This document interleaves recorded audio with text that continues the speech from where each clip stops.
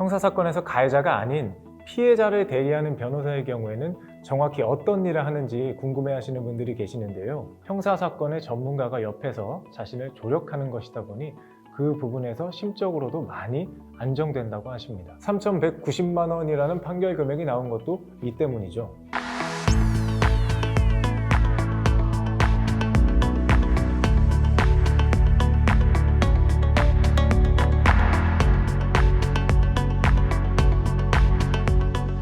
안녕하세요. 형사전문 백준현 변호사입니다.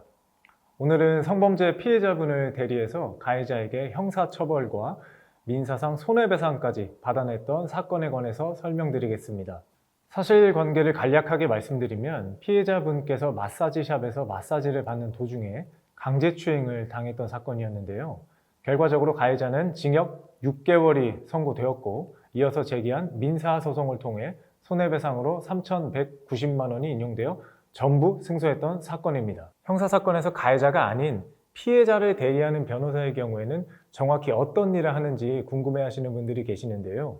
법정에서 피고인을 변호할 때 피고인의 입장에서 양형에 참작할 사유가 있다거나 혹 무죄, 기타 수사기관의 위법 등 법리적인 부분을 변호사가 다투게 되죠. 피해자를 대리하는 경우에도 마찬가지입니다. 피고인을 엄벌에 처해야 한다는 양형에 관한 사유를 주장하거나 피고인 측 변호사가 무죄를 주장하는 경우에 이를 법리적으로 다투는 역할을 하게 됩니다. 수사 단계에서는, 즉 경찰, 검찰 단계에서는 기본적으로 피해자의 입장을 일목요연하게 정리해서 수사기관에 제출하는 역할을 하고 범죄 일람표를 작성해서 제출하는 등 수사기관의 업무 피로도를 줄이는 역할도 합니다. 그리고 혹 고소나 신고한 내용에 대해서 혐의 없음 처분이 나온다면 이의신청, 항고, 대항고, 재정신청 등을 통해 이러한 결정에 대해 다투는 역할도 합니다. 그 외에 가해자 측과의 합의금 조율에 관한 부분도 담당하게 되죠. 그리고 특히 의뢰인분들께서 아무래도 수사 전반 그리고 재판에 임하는 데 있어 형사사건의 전문가가 옆에서 자신을 조력하는 것이다 보니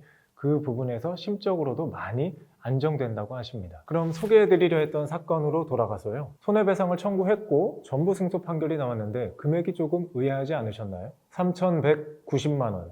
이게 어떻게 산정이 된 거냐면요. 일반적으로 성범죄 피해를 당하신 분들께서 찾아오셔서 이러이러한 성범죄를 당했고 형사 고소와 손해배상을 받고 싶다고 말씀하십니다. 그럼 저는 먼저 형사 고소만 진행하시라고 말씀을 드립니다. 형사 고소를 통해 가해자와 합의에 이를 수 있고 합의에 이른다면 구태여 힘들게 민사소송을 제기할 이유가 없어지기 때문이죠. 그리고 보통 성범죄 피해를 당하였다고 손해배상을 청구하는 경우에 이게 사실 정신적 손해를 구하는 위자료 청구입니다. 그런데 성범죄 피해로 인해서 정신적인 손해뿐만 아니라 다른 손해도 발생했을 수 있겠죠. 예를 들어 내가 마사지샵에 가서 마사지를 받았는데 거기서 피해를 당한 경우 그 마사지 금액에 대한 환불을 못 받았다면 그 금액도 원상 회복으로 청구해야 하죠. 또는 내가 정신적인 충격이 너무 커서 직장을 나가지 못해 급여를 받지 못했다고 해봅시다. 그것도 당연히 청구해야 하죠. 그리고 내가 가해자를 형사고소하는데 변호사를 선임해서 조력을 받은 경우 그 변호사 비용도 청구해야 합니다. 따라서 변호사는 업무 특성상 조금 더 꼼꼼하고 집요해야 합니다. 이 사건도 마찬가지입니다. 단순 정신적 손해만 손해로 청구하지 않았습니다. 치료비와 같은 적극적 손해, 일시수익과 같은 소극적 손해, 그리고 정신적 손해까지 모두 청구했습니다. 3,190만 원이라는 판결 금액이 나온 것도 이 때문이죠.